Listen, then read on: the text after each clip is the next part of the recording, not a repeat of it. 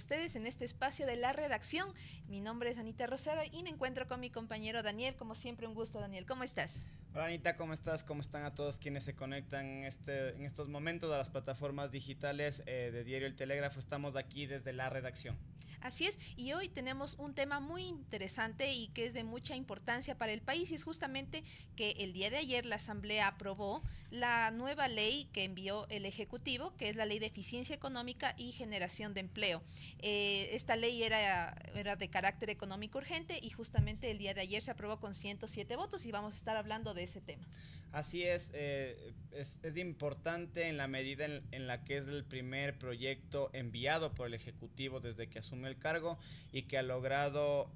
los 107 votos en la Asamblea, es decir, tuvo una mayoría importante de los 137 asambleístas que son parte del Pleno de la Asamblea. 107 votaron a favor, después se votó la reconsideración y no pasó, y eso quiere decir que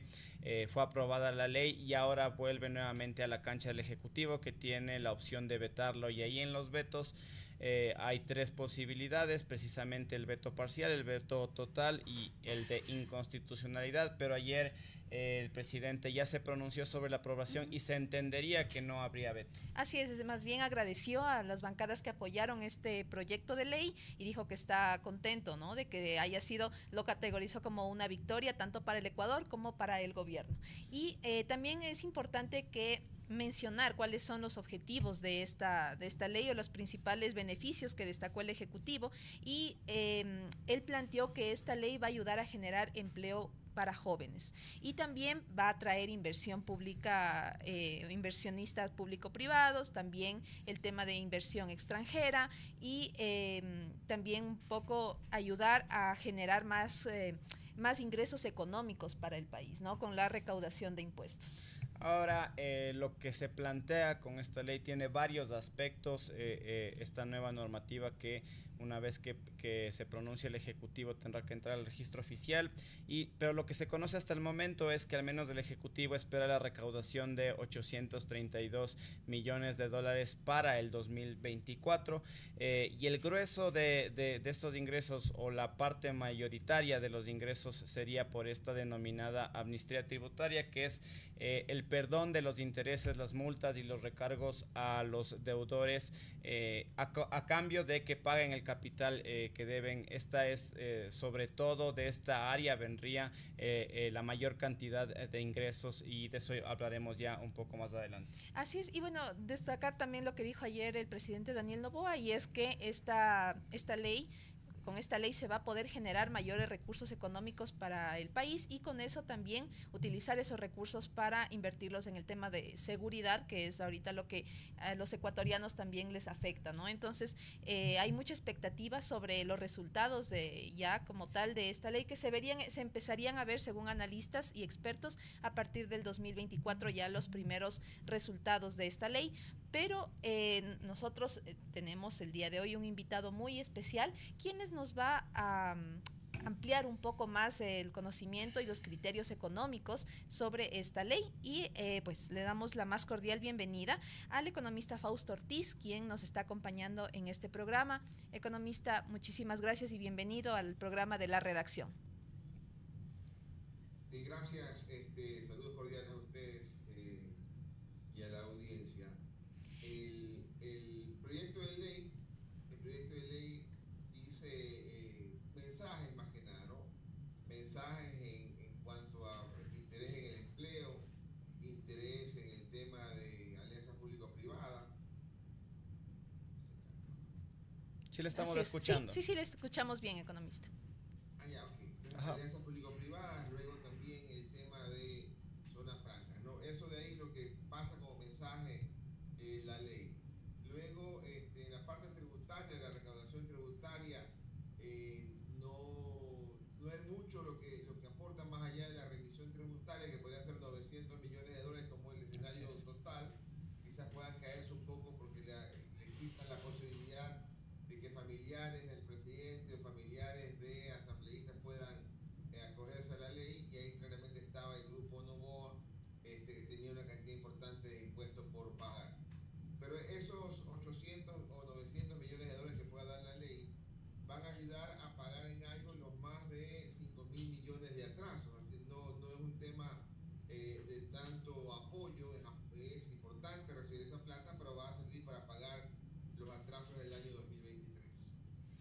Ahora, precisamente, el escenario que había planteado ya el presidente Daniel Noboa y el ministro de Finanzas Juan Carlos Vega apenas asumieron el poder es precisamente la situación fiscal del país, y en esa dimensión o en esa medida esta ley era importante. Usted nos mencionaba hace un momentito precisamente lo que hay de deuda y a dónde podría dirigirse estos recursos. ¿En algo podrá paliar la situación ya a partir del 2024, teniendo en cuenta que es un año definitivo para el gobierno de Daniel Noboa? Yo creo que la ley, hay algo que no se ha discutido mucho, que tiene potencial, que es esa autorretención para las grandes contribuyentes, para casi 500 empresas que son grandes contribuyentes, que van a poder autorretenerse un porcentaje de hasta 3% de las ventas que ellos hagan y pagar mensualmente al SRI. Eso de ahí le va a dar flujo al SRI, le va a dar flujo al Ministerio de Finanzas y quizás complica un poquito a estos grandes contribuyentes porque les está quitando capital de trabajo, pero me imagino que la tabla se saldrá en estos días y no creo que sea muy distinto a lo que venía siendo hoy día como retención, dándole la ventaja de que en algunos casos cuando retenía un tercero, ese tercero podía demorarse en darle la plata al SRI, en cambio ahora los grandes contribuyentes podrían darle la plata más rápidamente al SRI. Eso es un tema positivo. Hay algo que complica a mi manera de ver el futuro del Banco Central y el tema de las reservas internacionales, que tiene que ver con esa posibilidad de que el Ministerio de Finanzas, en vez de pagarle al Banco Central los valores que tiene que pagarle por ciertos bonos que el Central invirtió en finanzas, lo vaya a aplazar hasta el año 2050. Eso hoy día nadie hace mucha bulla, que pareciera que no hay mucha afectación, pero eso creo que podría molestar el tema de las reservas internacionales, el nivel en el corto plazo. Pero esto, perdón que te corte, Anita, esto no tiene que ver con la propuesta de la que, por ejemplo, ya se hablaba en campaña precisamente de los dos candidatos que llegaron a segunda vuelta, y es tomar el tema de las reservas. ¿Esto es muy distinto a lo que se planteó ahí o es exactamente lo mismo? Es distinto, no, en estricta justicia no están tomando la plata de reserva, pero al final del día termina ocurriendo como si le tomaran la plata, ¿no? Porque si le dices, tengo que pagarte 1000 y no te voy a pagar, entonces de alguna forma le estás quitando la posibilidad de que el Banco Central pueda incrementar esos 1000 millones en sus reservas y el gobierno podría estar utilizando esa plata. Pero en todo caso, hay que ir viendo cómo terminan haciendo ese refinamiento de plata que debe el Estado al Banco Central y que por ahí algunas otras instituciones financieras también le deben al Banco Central desde el sector público.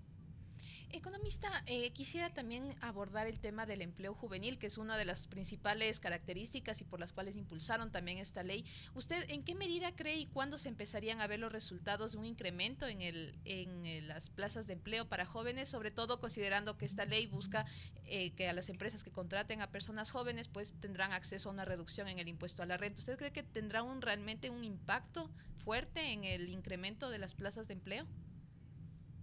Ojalá pudiera ser un impacto fuerte, ojalá pudiera las empresas decir, voy a aprovechar las ventajas de esta ley y voy a hacer ese esfuerzo por contratar gente joven para poderle dar posibilidad de que tengan en su currículum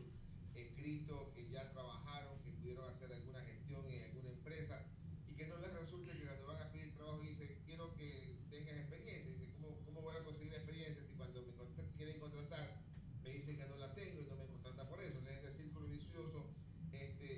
se rompe quizás con esta ley, quizás también la mayor ventaja. Ojalá pudiera eso generar empleo para ese sector joven que necesita irse incorporando en la fuerza laboral. Y ahí también me parece que hay un aspecto importante que no sé si se debería haber también implementado en la ley o se debería aplicar una reforma a futuro. Es también para las personas que ya pasan, por ejemplo, de 45, 50 años, que también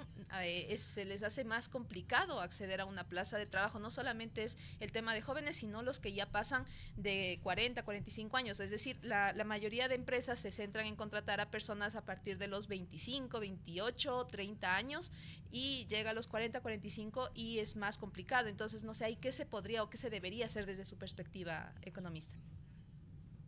Sí, ojalá funcione, ojalá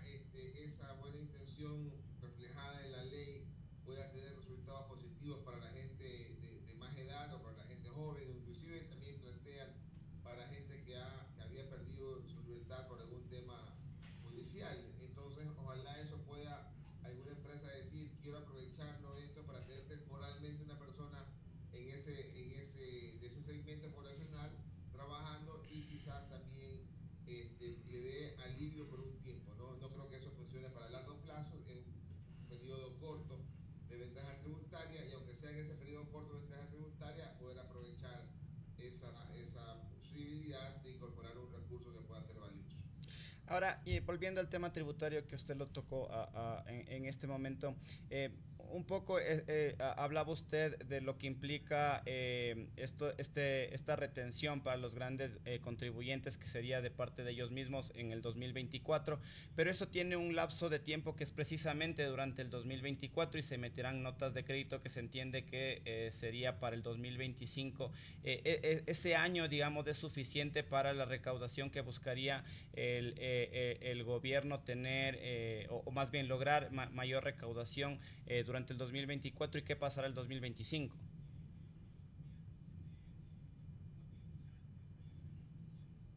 No lo escuchamos. Cuando le pagan, la persona que le está pagando le va a pagar la cantidad y le retiene 1.75%, así números gruesos para la mayoría de los sectores. Le retiene 1.75. El asunto acá es que esa empresa que le retiene podría ser que no le quiera pagar esa plata al fisco inmediatamente y se demore un poquito. Pero la ley lo que hace es decir, ya no te deben retener a ti, empresa grande, que te paguen en la totalidad de tu factura y tú mismo te vas a autorretener y quizás un valor arriba de ese 1.75 dependiendo de la rentabilidad que tenga esa empresa catalogada por el SRI de acuerdo al sector al que pertenece. Decir algo, si esa empresa tiene una utilidad de 4% sobre la venta o 6% sobre la venta, entonces quizás a esa empresa se le puede aumentar la retención y en vez de que sea 1.75 puede hacer 2,5 o 3%, que es el máximo. Y entonces si la empresa se autorretiene, pasa la plata al SRI y entonces eso le da liquidez al gobierno. Esa plata entra inmediatamente a las cuentas fiscales, igual que ahora, pero quizás un poquito más alto. El año siguiente, cuando haga la declaración de impuesto a la renta, entonces quizás le pague un poquito menos al SRI porque hicieron una retención ligeramente más. Ahora, otro tema importante también que se menciona en la ley es precisamente, está relacionada más bien con el sector de la construcción, porque siempre se habla de que es precisamente el más dinámico, el que dinamiza más la economía. Desde su perspectiva, ¿cómo aportará esta devolución del IVA que se hará al sector de la construcción o a los materiales de construcción? Sí, yo creo que como mensaje otra vez está bien decir que al sector de la construcción hay que darle apoyo porque es generador de mano de obra. No creo que pueda ser suficiente para poder reducir drásticamente el nivel de precio de una obra y que el comprador se pueda beneficiar fuertemente de esa disminución de precio. Creo que podría ser una especie de incentivo para que vayan a nuevos proyectos de inversión, ojalá pudiendo bajar algo o si no darle alguna ventaja adicional al cliente para que la entrada pueda ser más baja, para que las cuotas puedan ser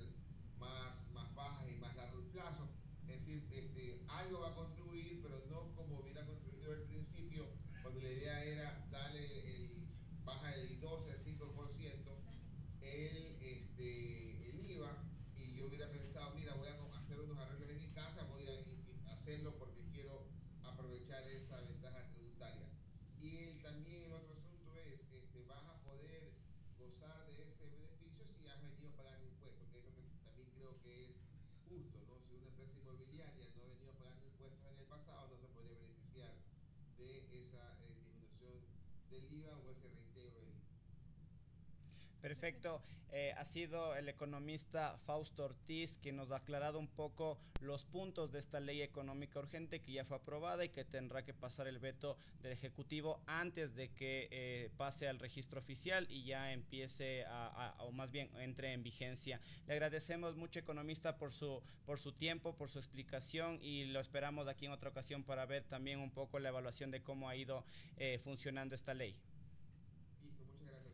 Muchas gracias, economista. Así es, agradecemos a Fausto Ortiz, quien nos estuvo acompañando, y me parece importante, ¿no?, todos los aspectos que él menciona sobre los beneficios tributarios que se obtendrían y sobre todo el empleo para los más jóvenes. Así es, Anita, es un año trascendental para el gobierno, teniendo en cuenta que solo tiene un año y 6 meses para su gestión, y el tema de la economía es algo que desde el principio se planteó está en una grave situación, así que esperemos a ver qué pasa con el veto, y una vez que entre en vigencia cómo se van implementando precisamente los incentivos y las medidas que se adoptarán. Desde aquí, desde la redacción, nos despedimos, no sin antes recordarles que nos sigan en nuestras redes sociales y que se conecten a la señal de Noticias 7. Sí, pero justamente antes también de despedirnos quería comentarles brevemente cuáles son ciertos aspectos,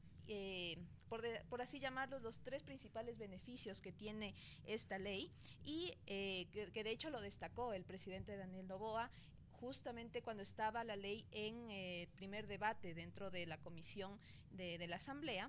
Y uno de ellos, por ejemplo, es el tema de que las empresas, que ya lo habíamos mencionado, que incrementen nuevas plazas de trabajo para jóvenes entre los 18 y 29 años, podrán tener una reducción adicional en el pago del impuesto a la renta. Ese es uno de los aspectos más relevantes y por los cuales se destacó bastante esta ley, por la generación de empleo. La siguiente también es que se podrá reducir a un 150% adicional por los gastos de publicidad o auspicios si se apoya a estudiantes de bajos recursos económicos, personas con discapacidad, con enfermedades catastróficas, deportistas y entidades centradas en la desnutrición crónica infantil. Igualmente para la generación de empleo. Y un tercer aspecto importante es el tema de las zonas francas, es decir, que tendrán una tarifa del 0% en impuestos a la renta por los 5 primeros años. Y bueno, también cuando recuerdo que comentábamos este tema de las zonas francas con una de las asambleístas que estuvo al frente de la aprobación de este proyecto de ley, nos comentaba que estas zonas francas van a ayudar principalmente para la generación de inversiones, de inversión extranjera, el tema de alianzas público-privadas, y también que directamente tendría un impacto en los costos de los productos, porque en estas zonas francas, al haber una tarifa cero de impuestos, pues los productos también reducirán el costo y por lo tanto las personas podrán adquirir productos a un menor costo, y que va a ayudar también a la economía de los hogares. Así es, y pido mil disculpas que yo ya me estaba despidiendo cuando nos quedaba todavía información muy importante, y precisamente lo que acaba de decir Anita es una de las aristas importantes y que tuvo mucha discusión alrededor de la aprobación de la ley, y tiene que ver con las zonas francas, que vienen a sustituir lo que ya se conocía como las zonas especiales de desarrollo económico. Es decir, no es una figura completamente nueva, sino que la actual normativa que ha aprobado la Asamblea viene a plantear una nueva figura alrededor de lo que ya se conocía como las famosas sede, las zonas económicas, las zonas especiales de desarrollo económico, y lo que cambió básicamente del proyecto original que envió el presidente Noboa y fue cambiado en la Asamblea precisamente fue esta idea de que no sean uniempresas las que actúen en estas zonas especiales, sino que sean multiempresas. Pero un tema importante ahí y que también generaba discusión y algún tipo de resistencia, digamos, es el que puedan implementarse nuevas formas de contratación. Y lo que se ha hecho ya, o lo que se ha aclarado con la ley, es precisamente, y eso desde el primer debate, es que en estas zonas zonas francas, igual regirá el Código del Trabajo que está vigente, así que no se podrán implementar nuevas modalidades de contratación, porque ya ha habido un debate pendiente alrededor de las reformas al Código del Trabajo, en donde, por ejemplo, ya se había hablado durante el anterior gobierno de la posibilidad de la contratación por horas, etcétera, pero eso, estas zonas francas estarán regidas precisamente por el actual Código del Trabajo. Así es, y también creo que es importante mencionar el tema de qué son estas zonas francas, porque a veces también parece un término un poco alejado, y aquí tenemos justamente una explicación clara, y es que estas zonas son áreas geográficas especiales que de lo que mencionaban se puede ubicar principalmente en zonas fronterizas o en zonas donde hay puertos también, puertos marítimos, en donde en esos lugares se otorgan incentivos tributarios y aduaneros para el desarrollo de actividades económicas. Entonces, el hecho de que, por ejemplo, en el puerto pesquero de Manabí, por ejemplo, se ponga una zona franca, va a ayudar justamente a que en esa zona vengan más empresas, vengan personas del extranjero, inviertan, creen compañías, aumenten el tema de exportaciones. Entonces va a ayudar a dinamizar la economía y a generar también plazas de empleo en ese aspecto. Hay que ver cómo se da el funcionamiento ya en la práctica de estas zonas, pero es de eso, básicamente zonas especiales en donde se pagan menos impuestos, y de hecho aquí en Quito ya se hablaba de cuando existían las zonas especiales de desarrollo, precisamente la zona en Tababela, que era alrededor del aeropuerto, porque se la consideraba ya desde la construcción del aeropuerto, no desde que ya entró en operaciones del nuevo aeropuerto de Quito, sino ya se pensaba esta zona precisamente como una zona franca que sería ahora, pero la idea central es esa, son zonas especiales en donde tienen incentivos tributarios o más bien pagan menos impuestos. Pero algo interesante que también decía el economista Fausto Ortiz es precisamente la posibilidad de romper con ese círculo en lo que tiene que ver con la contratación de personas jóvenes, de ese círculo de no tengo experiencia, no me contratan porque no tengo experiencia, entonces no hay trabajo para los jóvenes.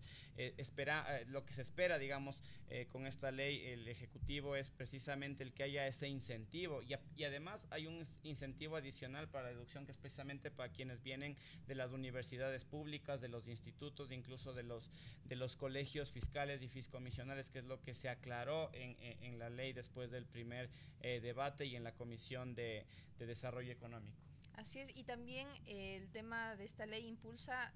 hasta lo que tengo entendido, es la contratación de personas que han enfrentado procesos judiciales, que han salido ya, que han tenido sentencias condenatorias y que buscan una reinserción también en la sociedad, porque ese también ha sido un problema que se acarrea desde años atrás, y es que una persona privada de la libertad cumple su sentencia, sale en libertad, y en ese momento encuentra dificultades para que alguien le contrate. Entonces, por eso también se hablaba del tema de la reincidencia delictiva, y es justamente uno de esos problemas, que las personas que salen en libertad no encuentran trabajo, entonces recaen nuevamente en el delito, y se busca que eso se reduzca también con esta iniciativa, con esta normativa. Así es, ese es el otro círculo, por ponerlo de alguna forma, vicioso, en el que se habla de un sistema de rehabilitación, pero una vez que una persona determinada cumple su condena, no hay quien la contrate, no hay un trabajo al que pueda acceder, y ahora hay este incentivo en materia tributaria para las empresas que opten por la contratación de personas que ya han cumplido con su condena y que puedan reinsertarse nuevamente y puedan tener acceso a un trabajo. Ahora todo dependerá precisamente de las empresas que decidan acogerse a este incentivo, porque es de eso, un incentivo, no es una obligación, no hay una ley, no hay una norma, más bien no hay un artículo que obligue a que, por ejemplo, las empresas en determinado porcentaje tengan jóvenes o tengan estudiantes de universidades públicas, o precisamente lo que hablamos ahorita, personas que hayan cumplido con una sentencia condenatoria. Así es, y también el hecho de que se incentiva la contratación de lo que se mencionaba, personas que, por ejemplo, tengan enfermedades catastróficas, a personas con discapacidad. Entonces me parece que eso ayuda bastante, ¿no? Porque lo que también mencionaban muchos expertos, y es que uno de los principales problemas, por ejemplo, de la inseguridad que se vive en el país es la falta de oportunidades de jóvenes, por ejemplo, que se ven tentados a caer en las redes delictivas, es justamente porque no encuentran fuentes de trabajo en sí, no solamente jóvenes, sino en sí todas las personas que en la desesperación de poder llevar el pan a su mesa, pues se ven orilladas al tema delictivo y se busca con esta ley que va a ayudar a generar empleo, pues que también atacar una de las raíces del problema de la inseguridad. Ahora también la aprobación, lo que está alrededor de la aprobación de la ley es precisamente, o también debería analizarse desde el escenario político, y es que precisamente la aprobación de la ley se da en circunstancias digamos, especiales alrededor de, por ejemplo, el caso Metástasis, que ahondó algunas diferencias al interior de la misma asamblea, cuando, por ejemplo, se trató una resolución de respaldo a la fiscal y fue precisamente Revolución Ciudadana quien se opuso a que se apruebe ese respaldo, mientras el resto de la asamblea votó que sí y finalmente se aprobó. Es decir, sí había un escenario distinto al que se instaló ya el acuerdo legislativo cuando se eligieron a las autoridades. Sin embargo, como decíamos al principio, 107 votos fueron los que se dieron para dar paso a la ley, y ahí sobre todo quienes ya habían anunciado desde el inicio que estaban opuestos a la aprobación de esta ley era precisamente el bloque o el movimiento Construye, el movimiento que apoyó o auspició la candidatura del ex candidato asesinado Fernando Villavicencio. Ellos ya habían anunciado que no estaban de acuerdo con varios puntos de la ley, y los 107 votos al final del día salieron de esta alianza que se conformó precisamente desde la instalación de la asamblea para la nominación de autoridades. Así que hasta el momento el gobierno, o el ejecutivo más bien, no ha enfrentado una oposición fuerte, digamos, en la asamblea, como precisamente pasó en la anterior administración, cuando Guillermo Lasso también envió una ley económica urgente, y ese fue el segundo quiebre para su gobierno porque no pasó y terminó archivado. Claro, ahora Dani, creo que es importante también contarle a la gente qué se viene ahora en el tema de ya se aprobó, ahorita en cuánto tiempo ya entra en vigencia también la ley y desde cuándo las empresas van a poder beneficiarse de este tema, ¿no? Y es a partir de que llega el registro oficial. A partir de que esté en el registro oficial, ahorita el paso pendiente es que se pronuncie el Ejecutivo en cuanto al veto. Ayer ya escuchábamos las declaraciones del presidente Daniel Noboa, que se mostraba contento de la aprobación, entonces eso daría señales de que no habría un veto a esta ley y podría pasar ya al registro oficial. Pero exactamente así, incluso la misma normativa plantea que regirán los beneficios a partir de que la ley ya conste en el registro oficial, y básicamente serán incentivos que tendrán que ya entrar en vigencia, pero aparte también que el Servicio de Rentas Internas ya puede empezar a recibir el dinero, por ejemplo, de la amnistía tributaria a partir ya del 2024. Así es, y bueno, en este día hemos hablado de este tema importante para todo el país, que es la aprobación de esta ley de eficiencia económica y generación de empleo, que fue un proyecto de ley remitido por el gobierno de Daniel Noboa a la Asamblea y que el día de ayer fue aprobado. Así que es un tema que da para largo, ¿no? Que toca ver qué pasa. Y hay que tener en cuenta que una vez que se aprobó, también el bloque oficialista de ADN en Asamblea ya anunció que enviará, o más bien el Ejecutivo enviará un nuevo proyecto que tiene que ver con la eficiencia energética. Así que si no es en esta semana, probablemente sean los primeros días de enero en donde una nueva ley del Ejecutivo podría llegar para su tratamiento en Asamblea. Así que estaremos pendientes de esto. Y ahora sí, desde aquí, desde la redacción, sí nos vamos a despedir, no sin antes recordarles que nos sigan en nuestras redes sociales. Ya estamos actualizando minuto a minuto la información en nuestro portal web www.eltelegrafo.com.es. Así es, y también invitarles a que nos sigan en todas nuestras redes sociales, y tenemos una cita a las 12 de la mañana en la redacción. Poder compartir y no olviden enlazarse a la señal de Noticias 7, que empieza en poquísimos minutos.